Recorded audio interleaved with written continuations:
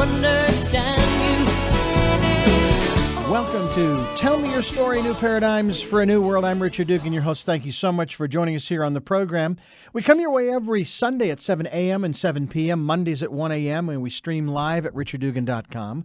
We also archive these programs at the radio shows page at richarddugan.com, and we encourage you to go there and check out what we have to offer as far as not only ourselves, but also our guests, what they have to offer in the light of what's going on in the world these days, which may or may not be something that we get sort of wound up into, and we're basically just trying to make sense of it all, and we're going to have some help doing just that here on the program. And we also will link to our guest's website as well, so please take note of that as it comes by. We'll be doing that in just a moment. There are times when I sometimes wonder, how in the world did I come across this particular guest? And I honestly seem to think that I was going through, as I do quite frequently, I've got probably almost 1,000 emails in my inbox. In my in the main part of my email account, if you will. And sometimes I'll go through and I'll put them in alphabetical order from who sent, and they put them in all different orders as far as chronology is concerned. And I just start scrolling through, and I get 7 or 8 or 9 or 10 of them from the same place. And okay, those can go because those are 5 years old.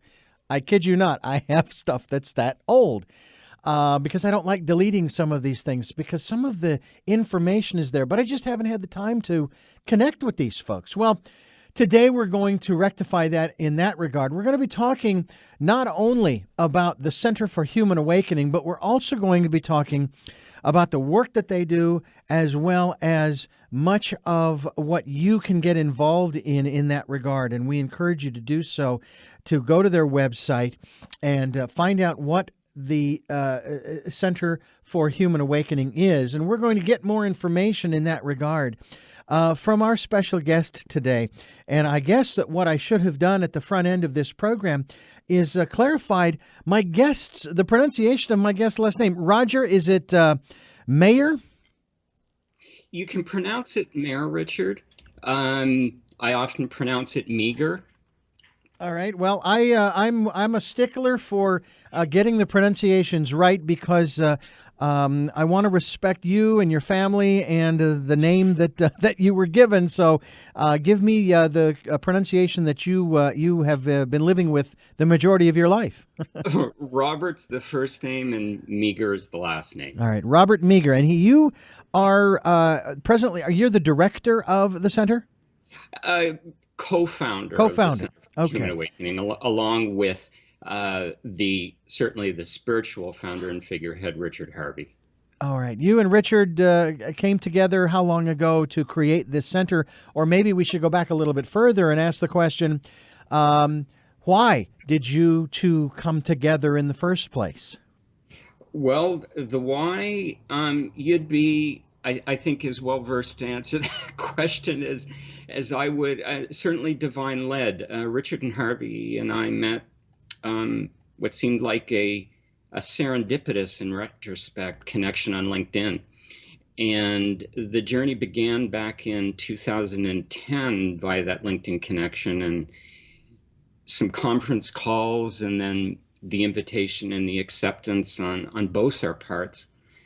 Began a series of projects that led to an initial online offering called Sacred Attention Therapy, which is the foundation of the psychospiritual teachings that Richard has developed over several decades of his life.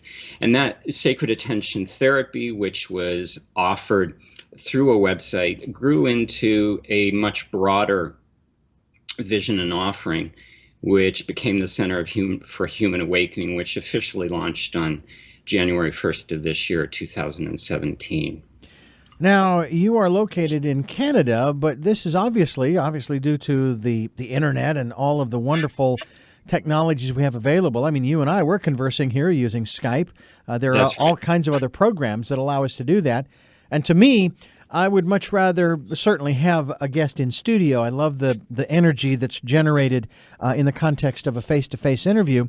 Skype would be my next, or comparable software, if you will, would be my next best option, because you sound almost like you're right here in studio, which is great, and there's little or no distraction of any kind as far as the audio quality, which I really enjoy. Phone lines, hey, Good. I've used them for decades conducting interviews, and certainly we can do that. But this is something that, as you say, you just launched the center officially, as you're saying, January 1st of 2017. Correct. But this is a work that's been underway for many years. Well, a work that, not to speak on behalf of Richard Harvey, but to share with you a little of his journey and my journey in collaborating with Richard. This is something that's been ongoing for more than 40 years in terms of it being given birth to. To come back to your comment about my being located in Ottawa, Canada, you're correct. You're reaching me today from Ottawa, Canada. And in that collaborative relationship with Richard, you could look at me as a sort of representative for the Center for Human Awakening here in North, South, and Central America. The physical center itself, if one wanted to visit the physical center, that would be in southern Spain, in the Andalusia area, which is the personal retreat and spiritual center for Richard Harvey. So there is a physical center, and that's located in southern Spain. I, again, on this beautifully collaborative journey with Richard Harvey since 2011, there is a representation, at least in spokesperson, if nothing else, for here in North, Central, and South America. But our aim is very much a global outreach in terms of offering and raising individual and ultimately collective consciousness through the various initiatives we offer at the center. Well, let's first of all, we'll start from the beginning. Let's talk about your mission. What is the mission of the Center for Human Awakening? Very briefly, and I'm almost reading right from the mission statement on the website, it's very simply to awaken individual consciousness, and in the process, trusting that we're furthering global healing and the collective awakening of humanity through course offerings, educational offerings, through community growth and development. There's some research that we do as well. There's lots of offerings, what one might frequently see as free stuff, other offerings that are available through the center, as well as there is material that one can purchase and other things that one can get involved in as well. Well, there would be those, pardon me, who would say that there is no question that this globe needs a great deal of healing, and not just on a physical/environmental level, but on a spiritual level, a consciousness level. And we're all struggling with that. We're all, I mean, I didn't do too well coming to work today on a spiritual level because I got a little annoyed with people who were, and I've really been working on that. I mean, I know they're not out to get me personally. I finally came to grips with that they didn't get up this morning saying, let's get him. And I know a lot of people do. They take it personally. But I just marvel at, people's, and I'm going to put it this way. They're unaware of not only what they're doing, but where they're doing it. Specifically, obviously, in this case, driving a vehicle. And it just astounds me. It's like, do you understand that there are other people around you? This happens even when I'm walking. We have a main street here in Santa Barbara. It's called State Street, and I love walking down to the beach. I can do it in 20 minutes to get to the beach. Mm-hmm. And some of these people aren't even on cell phones. They're not looking at their screens. They're just like out there somewhere, and I don't know where that is because it sure isn't here. They're just oblivious to. They stop right in the middle of the sidewalk, not realizing that there are people who are moving in their direction and they've really stopped. These kinds of things just kind of. I look at that and I go, wow, how is this person? What is this person so distracted by internally that they're not operating their physical body vehicle in a way that's going to keep them and others safe and free from injury and so forth? And I know that that's part of it. But in terms of this aspect of healing and raising the consciousness, if you will, what are some of the steps that you and Richard have come up with to help people to do that? The foundation is offered in a variety of services initiatives at the center, but it's all based on Richard's three-stage model of human awakening, which is all-encompassing in terms of the teaching. So it brings us through. The first stage is the journey of self-discovery, which is perhaps the more psychological aspect of this twinning, this synergy of psychology and the science of psychology and spirituality. So the first stage of this three-stage model of human awakening is that of the journey of self-discovery, and this is becoming aware. You spoke in that beautiful example you shared about walking along the sidewalk and people seem to be in another world. It's just a growing awareness of this story that's grown out of our early childhood experiences, that's become solidified as we've matured, one might say, through adolescence and into adulthood. And as we get to the end of stage one, we begin the welcome process of shedding ourselves of this constriction, this story. Going into stage two, I mean, we cross a chasm of sorts where we allow ourselves to shed ourselves of this story.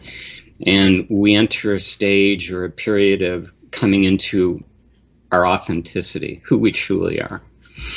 A returning of sorts, if you want to call it that. And as we get to the end of stage two, it's really the preparatory stage for a true and authentic spiritual life and spiritual practice, which is what stage three is really all about. And that is coming back to a union with the divine source, God, call it whatever you wish. But most everything that underpins the teachings, the sharings, the offerings, the community development through the center, it's based on this three-stage model of human awakening. Stage one, journey of self-discovery. Stage two, transformation into authenticity. And then stage three, union with the divine. Now, you also have in this framework, you have three spheres of endeavor: the way of sacred attention, the creation of divine metapsychology, and the art of conscious living. I guess the best thing to do is let's start with number one, the way of sacred attention. And again, maybe this continues to dovetail off of my example of people being, in essence, I'm going to say oblivious to not only what's going on around them physically, and there are some things I would love to be oblivious of. There's a wonderful line in a song that has something to do with words to the effect that, I have seen things that I can never forget, I think is the line in this particular song. And there are some things that I wish I could.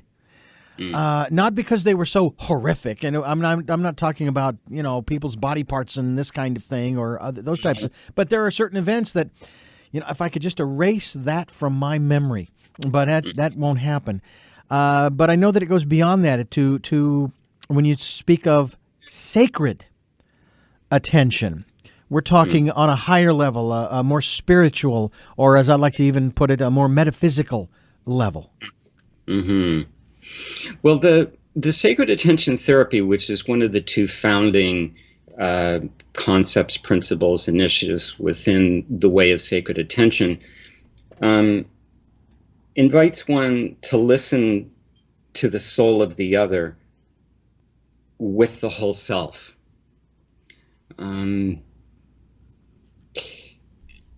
that sacred attention therapy is both an invitation for the therapist as a practitioner, as well as for the therapy or the aspirant who wishes, through a coming into their own awareness, through a raising of their consciousness, to be aware of and take responsibility for their thoughts, what they're thinking, what they're seeing, how they're behaving. But through an awareness of it allows them to be able to ultimately shed that story, which, as I mentioned earlier, has kept them in a constricted state, or has removed them from the possibilities that revolve around forgiveness and moving into a heart space, away from a fear-based existence into a love-based existence. And this sacred attention spiritual training, which is the second component of the way of sacred attention, is again moving towards the end of the second stage and into the third stage of the three-stage model of human awakening that's based on Richard Harvey's work, that moves us into a sacred spiritual life. Again, away from a fear state into a state of heartfelt compassion and love. I find it rather ironic and coincidental. That's how I pronounce that now, because I don't believe in coincidences. There are coincidences. Yes. That you had a fire truck going by, and that certainly instills a great deal of fear in individuals, whether they're involved in whatever the incident is where this vehicle is headed or not. Mm-hmm. I'm wondering about that in terms of a lot of things that are certainly going on around the planet these days, and the concerns that people have about others who want to, who want them to live a particular way. I mean, I grew up in this industry, surrounded by individuals who basically, whether they were wanting to admit it or not, wanted me to live a particular way. I worked for a Christian radio station for 15 years. And when I left that station, the general manager said that I was a casualty of Christian radio because I wasn't towing the party line, as it were. And there are people in all different realms of our society who feel that it's their job to tell me and you how we're supposed to live. And I am guessing that between you and Richard and what you've created here, that's not what you're talking about here. There is an invitation, I think, with any spiritual practice, any faith tradition, the invitation to grow into our authenticity. There's a constant barrage of outside influences that perhaps well-intentioned, maybe not, that invite us to conform to a way of living in this world. And there's nothing inherently right or wrong with that, nothing inherently good or bad. It is what it is. But I think for many, it unconsciously contributes to this movement away from the core, the movement away from the divine self, the movement away from who we truly are.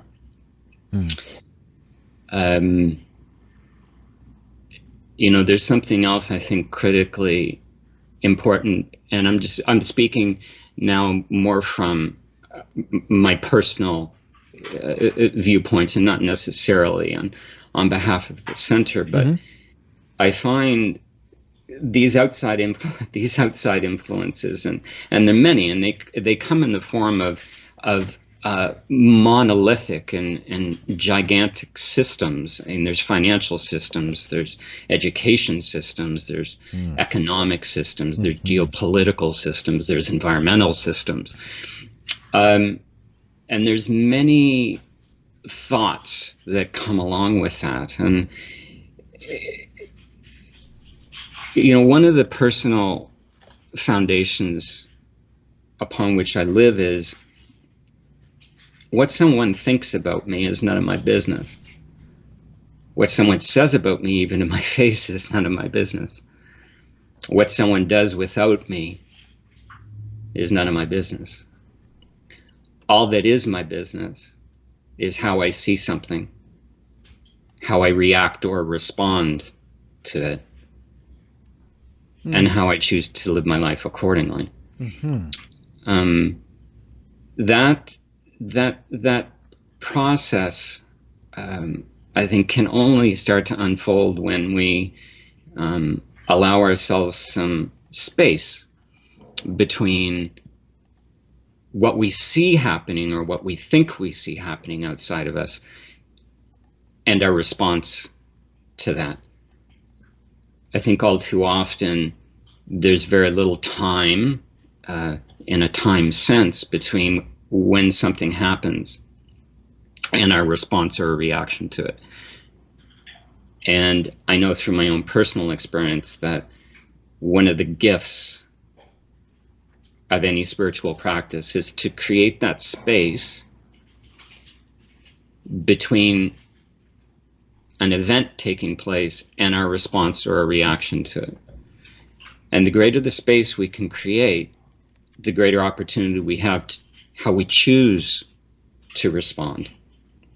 And that gives us an opportunity to say, okay, am I going to respond from my heart or am I going to respond from my head?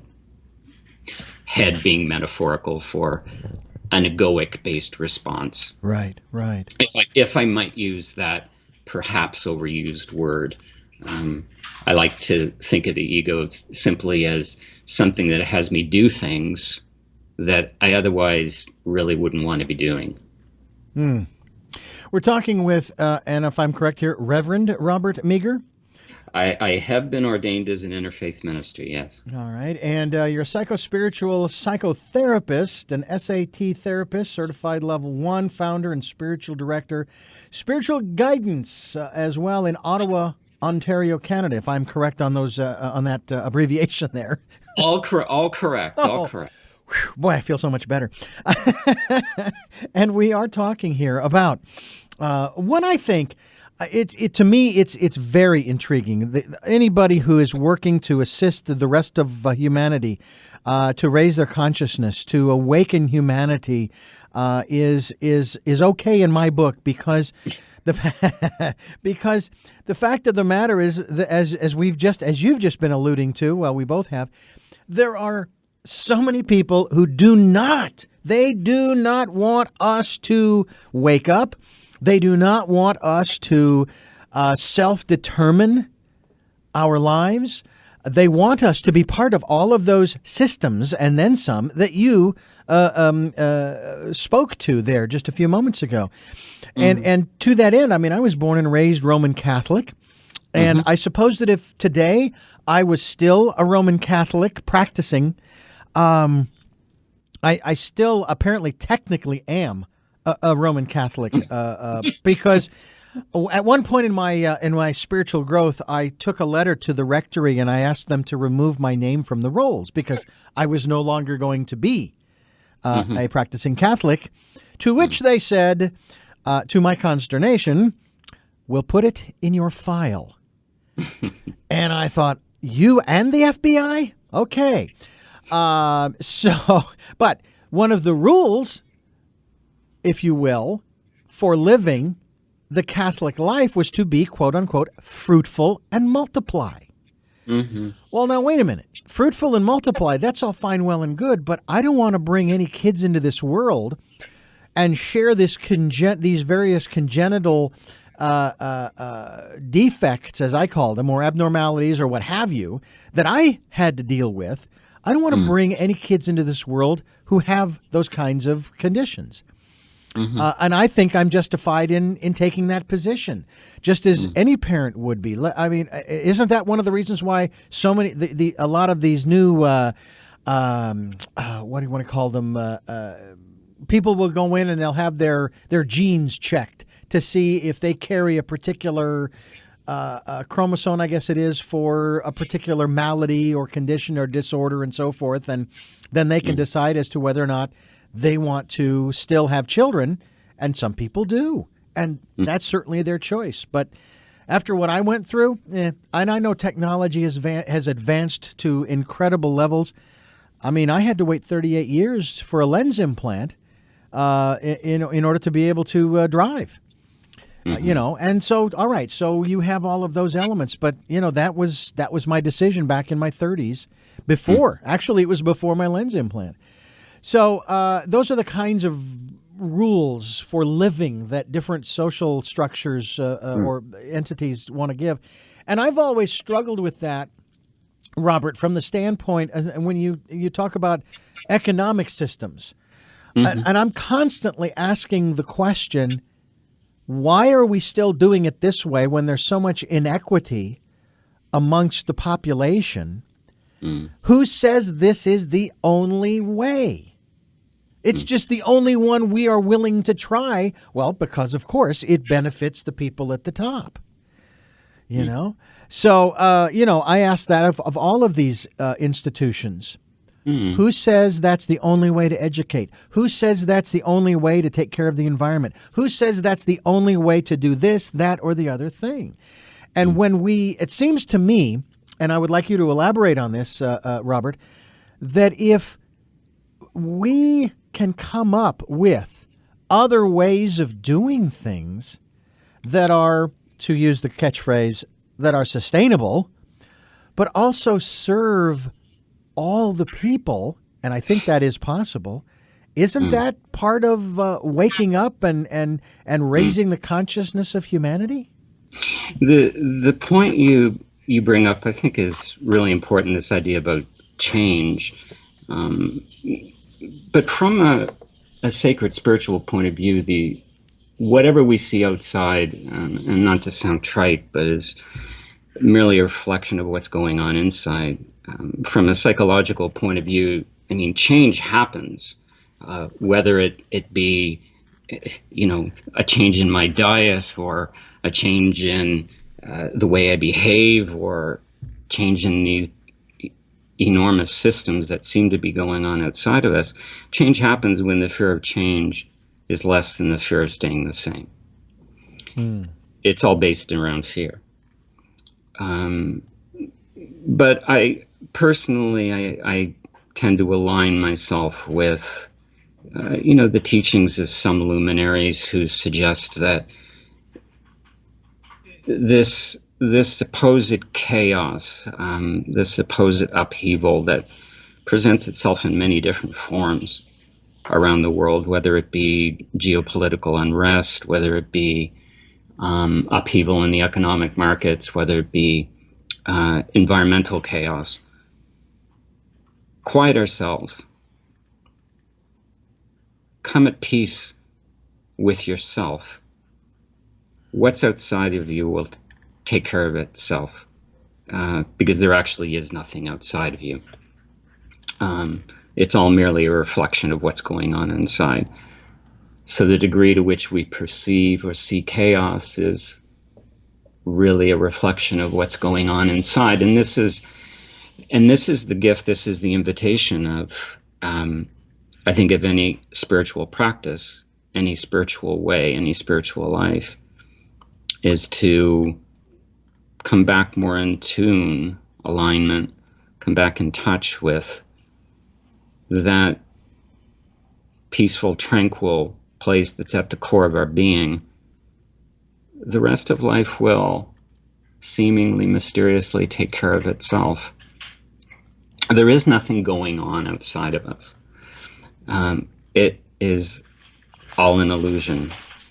And yet some who may be hearing this, Richard, and you may yourself be hearing it and say, but Rob, I mean, how can you say that? There's unrest of magnitudes that are going on that you can't deny it. I mean, recent events in the UK, in Manchester, a beautiful, beautiful example. These are opportunities to reflect on what's going on inside. They're opportunities to reflect on what is it we're seeing. I mean, there have been many people who, on the tail end of events like that recently happened in Manchester, who in despair say to me, Rob, when will this end? When will this unrest end? When will these travesties end? I said, it's simple. They'll end when we stop seeing them as travesties. They'll end when we stop seeing them as disasters. They'll end when we stop seeing them as unrest, chaos, and devastation. That's when they'll end. As long as we continue to see them as we're seeing them, we're going to be in a state of dis-ease.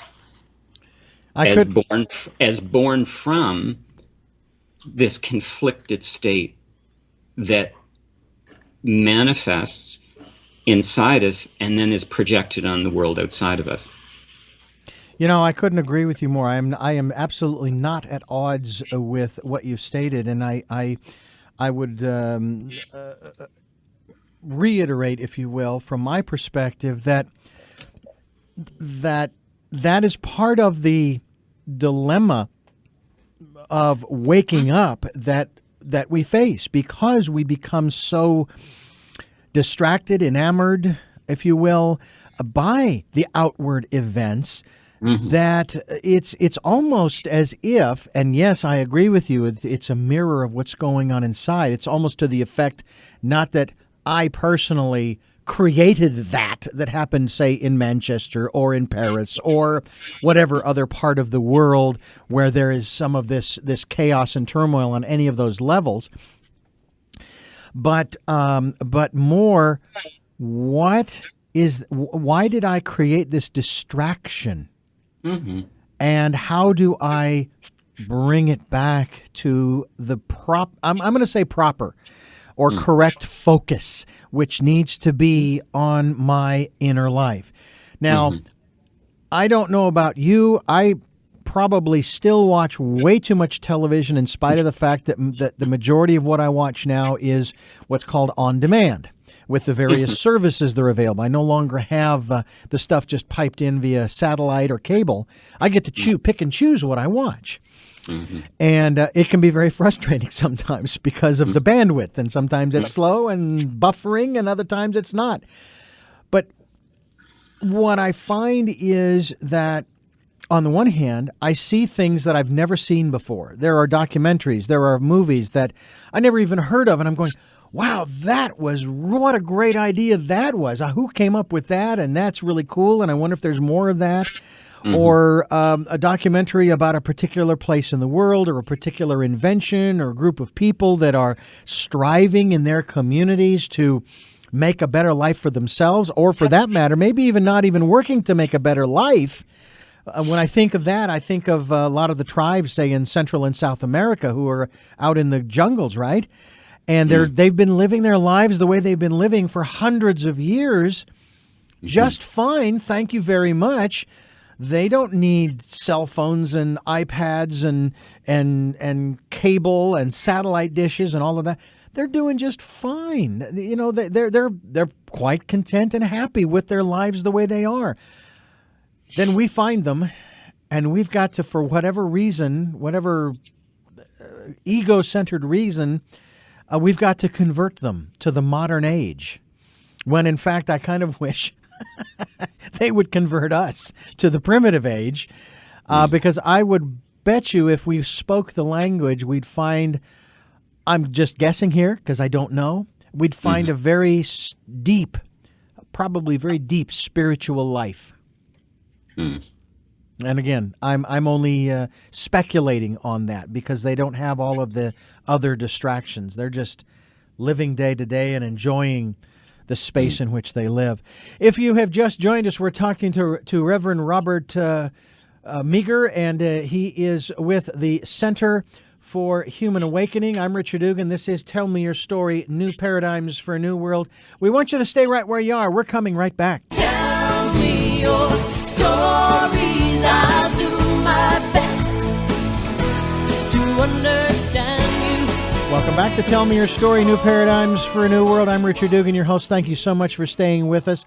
We're talking with Reverend Robert Meagher. He is with the Center for Human Awakening, and we're very grateful for the time that you have given us here on the program. It's to me, the conversation that we are having, people need to be having all over the place, because it's something that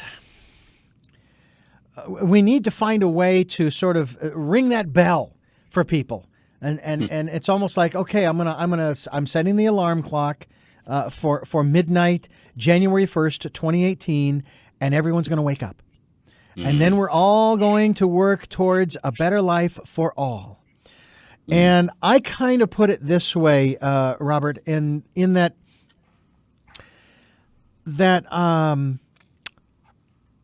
my experience shows me that I've come up with this one analogy.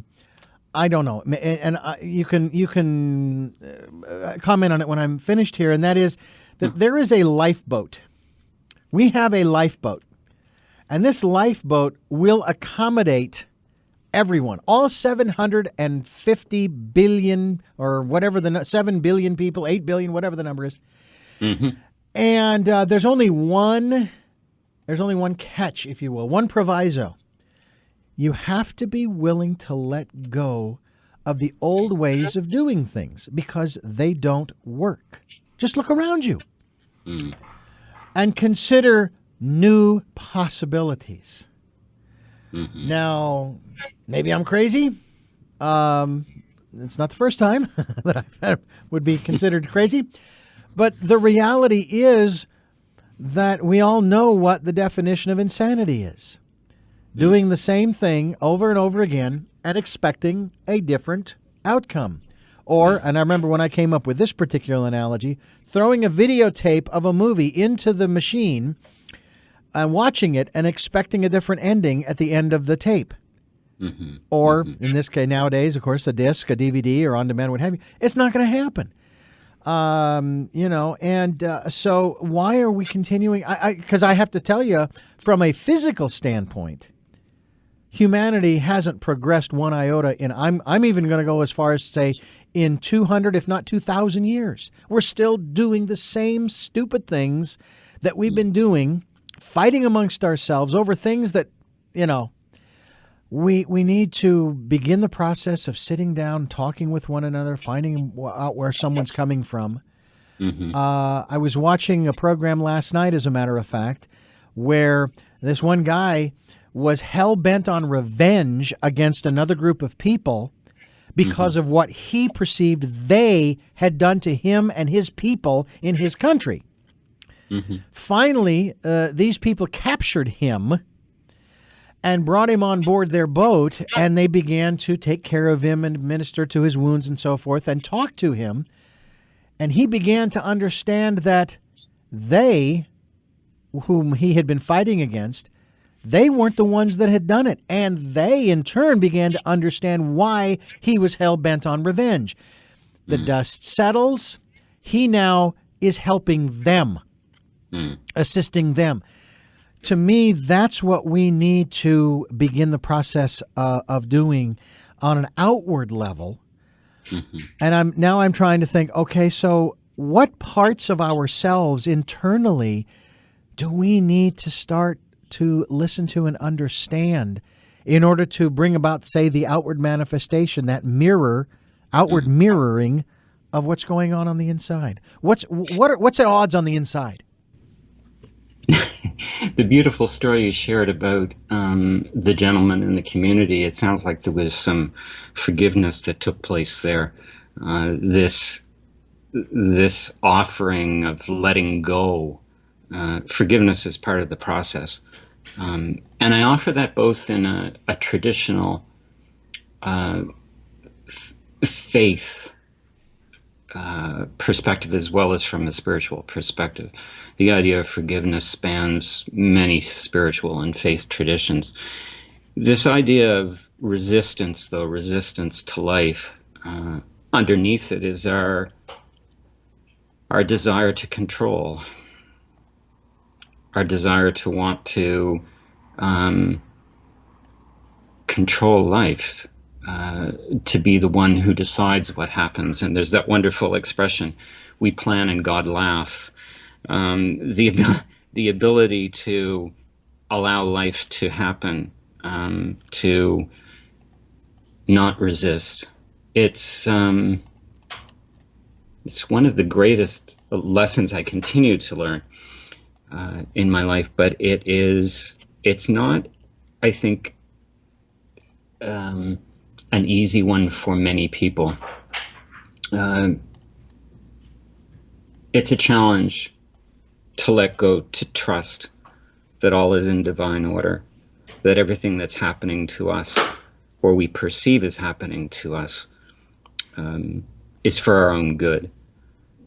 When one begins to learn that life, in fact, in its broadest sense, is not happening to us, but it's happening for us, it allows us to begin to shift how we see all of these things outside of us. The key thing is how we see it.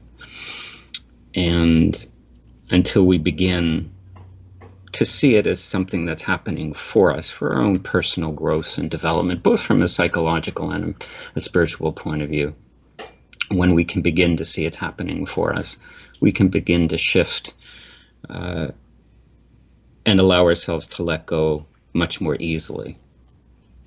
I'm curious as to what happened to you that made you so concerned about, and maybe this is the wrong word, but I'll use it just the same, the fate of humanity, that you chose to link up with Richard to create this center, to begin this work, to facilitate, shall we say, facilitate humanity's waking up. You're very intuitive, Richard. You're very intuitive. The conscious journey, I say conscious because I became aware of how life was unfolding for me, and then started to make conscious decisions as a result. It was back in 2006 when it was the closest thing I ever came in my life to hearing a voice. And it was just an internal guidance that shared with me, that invited me to start simplifying my life. Materially, financially, relationally. And it was over a process of a couple of years where I realized that what I was doing up to my life at that point is not what I wanted to continue doing. And I wanted to turn more to offering back to humanity through service, something of redeeming value. And so in 2009, I did what for some people would be a very ridiculous or reckless thing. For others, it would be a courageous thing, and just said goodbye to corporate Canada, or corporate America, as you may be able to relate to it better there, and try and find a different way of living in the world. And that was initially expressed through my personal ministry, spiritual guidance, that you've alluded to already. And then there was that fateful, what was that beautiful word, Richard, you used? Not coincidental, but coincidence. Coincidence of the meeting with Richard. And there was just a beautiful synergy and connection with the work he was doing through his 3-stage model of human awakening and sacred attention therapy, and where I was wanting to go in my life. And the beautiful alignment was also born out of my lifetime of study of psychology.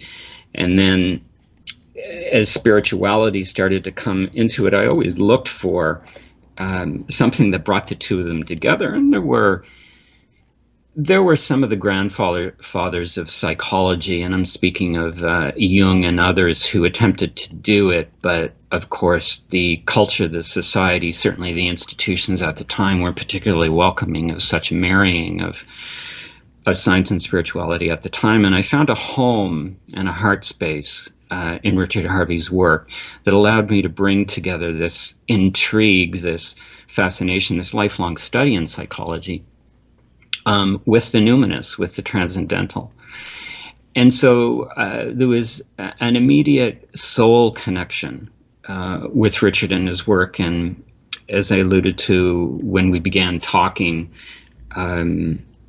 of this initial collaborative effort with my reviewing some manuscripts for some books he was writing at the time, and then the decision to bring our efforts more and more together, that ultimately over a series of 4 or 5 years spanned and manifested in the launching of the center, which for me is just a beautiful extension of the personal work I've done, the personal study I've done over decades, and the invitation to continue working in a healing capacity for the benefit of humanity. Mm. In light of what you have just shared with us, as far as your connection with Richard Harvey, Mm-hmm.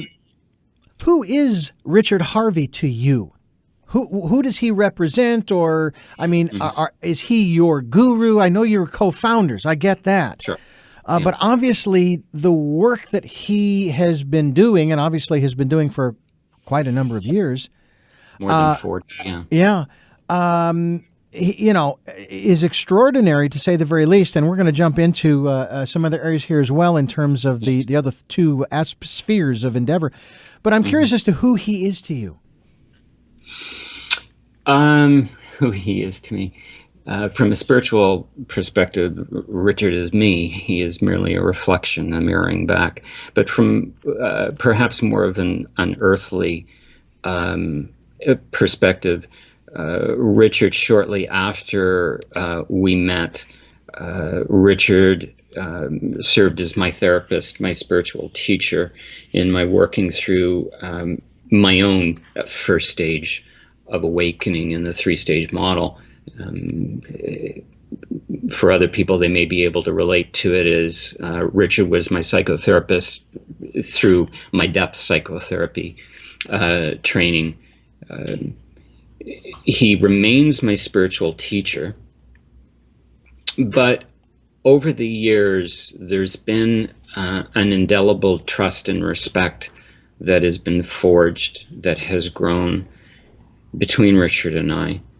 And it's very much a collegial, again, very much based in respect. I think something that's very important for me, and I want to take the opportunity to share, is, some people have asked, oh, well, what's Richard do and what do you do, Rob, as part of the center? And the way I like to respond to it is that without the other, this wouldn't happen. Yeah, Richard does his thing and I do my thing, and together we're kind of like instruments in an orchestra. Together we make beautiful music. Mm-hmm. I think that is very representative of both the therapeutic process and the world in a broader sense. In a therapeutic process, you need both the therapist and the therapy. You need both the teacher and the student. And together, healing can result. And in a broader world, we need each other. Mm-hmm. All of us. We can't exist without the other. And if there's anything that this again, seemingly coincidental meeting with Richard back in 2010 has taught me, is we need each other. This center would not exist if it wasn't for the collective efforts of Richard and I.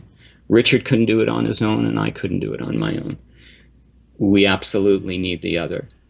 And that is the basis, that's the foundation for the sacred attention therapy, both as a practice, as a therapist, counselor, call them whatever you want, teacher, and the person undergoing the therapy.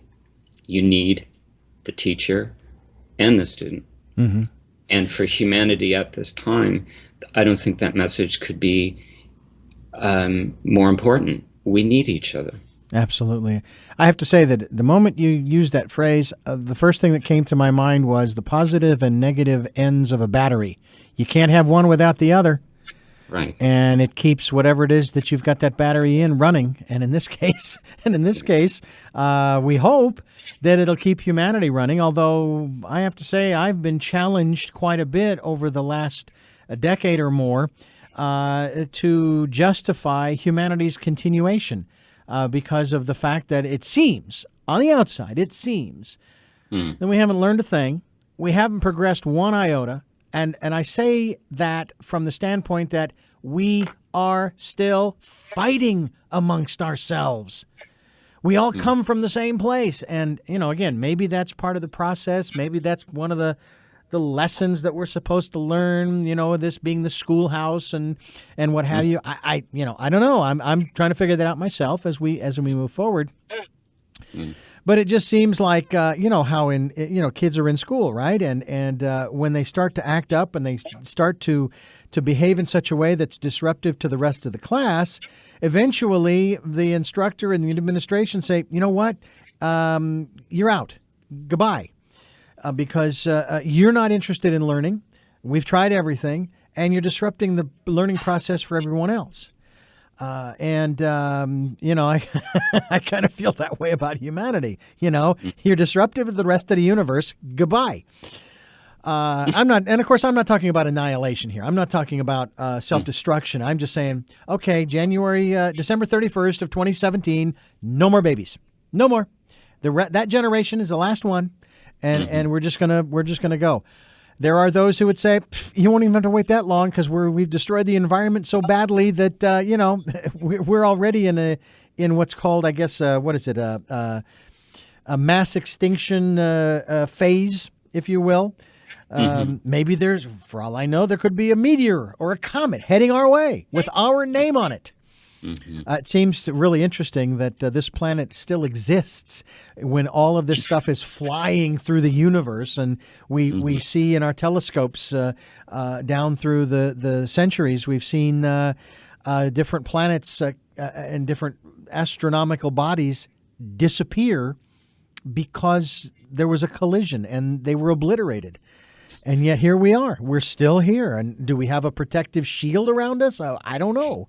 But but we are here, and that's really the bottom line: is that we are here. And I've used the analogy, Robert, that if God, the universal power, had intended for each one of us, all 7.5 billion, to live on individual planets separate from one another, I'm sure that there are more than enough Class M planets for each one of us to live on. However, that's not the situation. We're all here. And so that tells me that we're here because we're here to work together. Very interesting conversation we're having here. We're talking also, in addition to the Center for Human Awakening, we're also talking about the 3 spheres of endeavor and the creation of a divine meta-psychology. Now, I have a general idea of what psychology is. Please define for me meta-psychology and then a divine meta-psychology. Step us up, if you will. Take us up the ladder.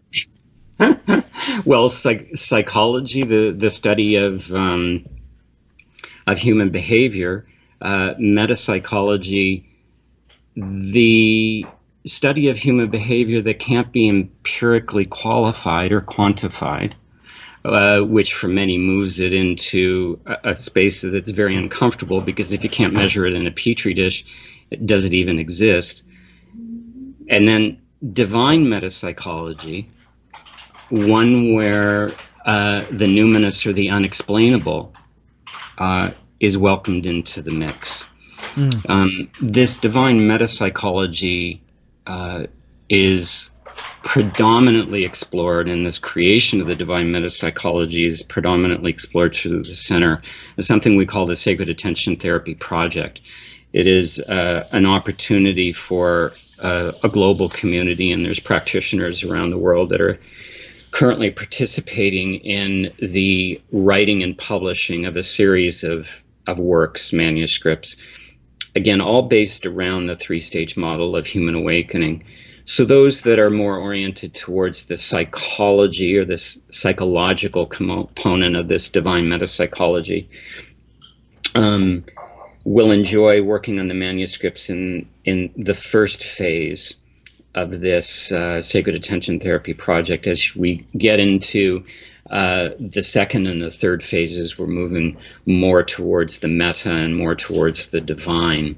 But this creation of a divine metapsychology is primarily through this research project called the Sacred Attention Therapy Project, where there's a group of professionals, teachers, healers from around the world, all offering their contribution in written form to a series of publications that are intended to be published over the coming years.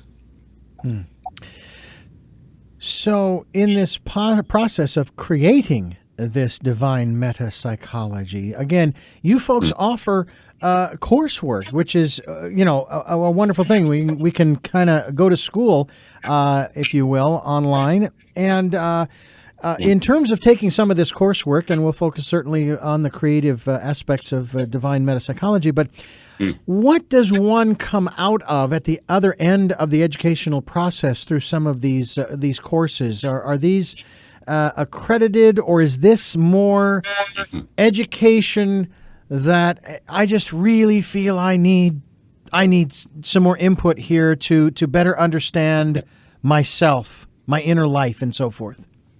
Both would be the short answer to your question. Underpinning all of the course offerings is an experiential experience. So whether one wanted to take, for example, the Realizing the Divine or the Sacred Attention Vision short courses, as we're talking, it is a journey through self-discovery. So it's very much an experiential process. The Sacred Attention Therapy online training, which is, you could say, the flagship training at this point, again, very experiential, grounded in a psychological component, but bringing the spiritual, the numinous into it. There is a certification track if one wished through the Center for Human Awakening to pursue certification. You'd then have our blessing based on the certification process to practice as a sacred attention therapy therapist. There are 4 levels to that flagship training. Level 1 currently offered. Level 2 is in production. Level 3 and 4 will come in the years to follow. But coming back to your question, almost all of the course offerings are very experiential in nature. The flagship, the Sacred Attention Therapy online training, has that certification element, if that's important for an individual. We talk in the description of the Sacred Attention Therapy online training on the website that there's 3 audiences that may enjoy or may be particularly interested in the Sacred Attention Therapy online training, and that is for the person, first and foremost, the serious student of personal growth and development or inner work.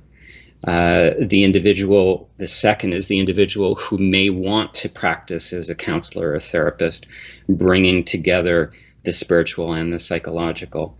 And then what our experience has been, the third category is those individuals who are currently practicing, either as a psychiatrist, psychologist, psychoanalyst, counselor, therapist, healer, Reiki practitioner, energy healer, who wants to add some new tools to their toolkit, if you want to call it that. That's the third audience of the 3 that the Sacred Attention Therapy online training is focused on.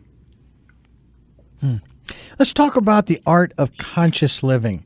That obviously is right in our wheelhouse because we're looking for those new ways of living, as I described before. The program is focused on new paradigms for a new world and helping people to fulfill their dreams. And so talk to us about that whole aspect. And I like the fact that it's the art and not the business, not the science, but the art. Yeah, it's the opportunity to bring to life in a community setting the underpinning teachings as offered through this three-stage model of human awakening. And how that's done is I'm going to use the term of neo-monastic communities, offering individuals the opportunity to come together in spiritual community, learn and grow together, perhaps through the oversight of a spiritual teacher, perhaps not. There are some invitations, some, I won't call them guidelines, but things to consider with the formation of these communities. We have a community forming in southern Spain. It'll be nice that it's located there because Richard Harvey may be able to serve as the spiritual guide and spiritual teacher for the community. But it's the opportunity for individuals to come together in community. And there's a number of examples around the world where other organizations are doing the same thing, just to help each other grow spiritually through a process of inner work, inner growth, inner development in a supportive environment and very much a learning environment. Well, the two of you have created a very interesting and I think very intriguing for most people the Center for Human Awakening, the psychospiritual teachings of Richard Harvey. Been in development for more than 40 years, which is about as long as I've been in this industry doing interviews. And I always find it fascinating as we talk with people about the type of work that they're doing. And in this case, the mission of the Center for Human Awakening is to awaken individual consciousness, further global healing, and the collective awakening of humanity in order to establish the spiritual sacred foundation for a new era of awareness, compassion, and peace. Awareness, compassion, and peace. It doesn't make a great acronym. That's okay, because I like those elements: awareness, compassion, and peace. And in this day and age, we could use a lot of that. From your perspective, before we wrap up the program, and granted, this center's only been open officially since January 1, 2017, but the work has been going on, obviously, again, for 40 plus years. Yeah. Have you seen on the outward landscape evidence that shows you that people are waking up?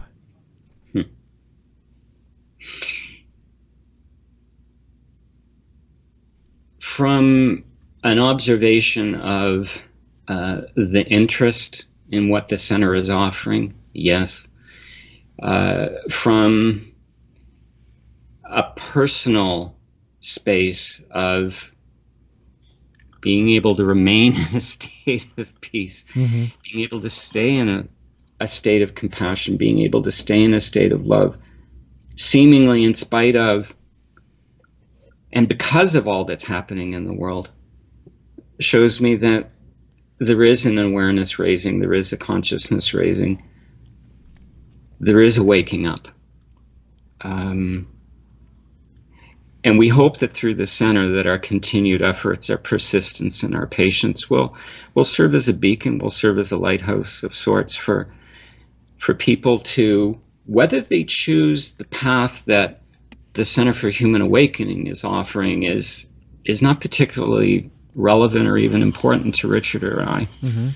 But if what the Center for Human Awakening invites and offers serves as a beacon for people to seek out other paths, other ways, that in and of itself fulfills our mandate. That in and of itself fulfills our core activities. But the interest that's been shown just since January 1 has been very heartwarming and very encouraging. And my two words that begin with P that I've shared with Richard from day one, and I keep repeating to him, is persistence and patience. The seeds will germinate with persistence and with patience. And again, I love the fact that you have injected into the program a wonderful sound effect that really exemplifies the raising of the consciousness as that plane flies by. Reverend Robert, I thank you so much for joining us on the program. Robert Meagher is our guest here on the program. He is co-founder of the Center for Human Awakening. The web address is centerforhumanawakening.com, centerforhumanawakening.com, the psychospiritual teachings of Richard Harvey. And I want to tell you, though, I thank you for clarifying from the standpoint of Richard. And I would take it that you know him well enough that you are able to speak in this vein, that following the center is not as important as waking up. Mm-hmm. And I thank you for that, because a lot of folks, they get really concerned about people getting involved in all of these different groups and organizations and philosophies that are, they don't exactly have your best interest at heart. And I have to say that I have been involved. Fortunately, I don't know, the universe has steered me in the right direction where I've never gotten involved in groups like that. No, we're exclusive. We're the only, and that's one of the things that always struck me so funny about Christianity during that 15-year period, where they kept saying this is the only way, and I'm going, well, there are millions of different foods and millions of different drinks and millions of different educational directions I can go and careers I can follow and people I could associate with and or have relationships and or marry and so forth and so on. And every element of society, I've got all these different choices. But when it comes to spirituality, there's only one. It's not consistent in my mind. It's not logical, but hey, they're not talking logic. But I thank you for talking to us about the Center for Human Awakening.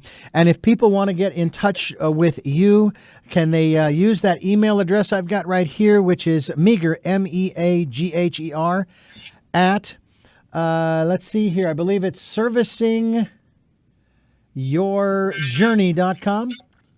If they wanted to get in touch with me, Richard, personally through my ministry, it would be Meagher, Meagher, at servingyourjourney.com. If they wanted to reach out to the Center for Human Awakening, it's very simply info at centerforhumanawakening.com. And center, by the way, is spelled Center. E-R, not R-E. Correct. Which is still correct, believe it or not. It just depends upon what side of the Atlantic you're on. That's right. Yeah, I've been learning some interesting grammar lessons of my own over the years where, okay, what I was taught in English class, that was correct. And this person is telling me something that is also correct. Seems contradictory, but it's not. And that's one of the other aspects, I think, too, that if we open ourselves up to these different experiences of learning from one another, we're going to learn some things we didn't know that aren't necessarily contradictory too. They could be wonderful augmentations. That's not quite the word, but an embellishment isn't even the right word. But, really enhancements. There you go. To where you are. And Robert Meagher, thank you again for joining us on the program.